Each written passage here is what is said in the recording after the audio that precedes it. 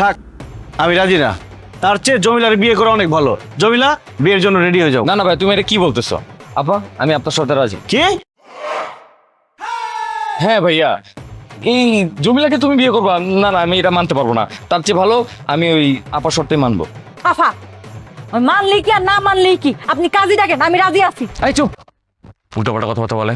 ভাইয়া, আমি এই মহিলাকে তোমার বউ দেখবো, মানে আমার ভাবি, আমি এটা মানতেই পারবো না। এর চেয়ে ভালো আমি আপার শর্তে রাজি আছি, আমি ওই ঘর জামাই হয়ে থাকবো। হ্যাঁ, আমি জানি তোমার বুকটা ফেটে যাচ্ছে, তোমার অনেক কান্না আসতেছে, তোমার কাছে মনে হচ্ছে যে তোমার ভাই তোমার জন্য এত বড় একটা স্যাক্রিফাইস করতেছে, কিন্তু ভাইয়া আমি তারপর এই জমিলাকে আমি তোমার বউ হিসেবে দেখতে পারবো না ভাইয়া, সরি। ওরে বেঈমান, তুই তো আমার জন্য রাজি হস নাই। তুই শিলারে বিয়ে করে ওই বাড়িতে যাবি, এই জন্য রাজি হইছস। বেঈমান রে বেঈমান, আমি তোরে বুঝা বলাইছি। ঠিক আছে, যা যা, তোর ছেড়ে দিলাম। লাগবো না আমার এরকম ভাই। আমি মনে করবো আমার কোনো ভাই নাই, আমার ভাই ছিল না। যা, ভাই যখন বেঈমান। আবেদ, কোনো সমস্যা না, তোমার ভাই গেছে, তুমি এখন থেকে একটা বোন পাইছো, আর আজকে আমি তোমাদেরকে বিয়ে দিব। চলো।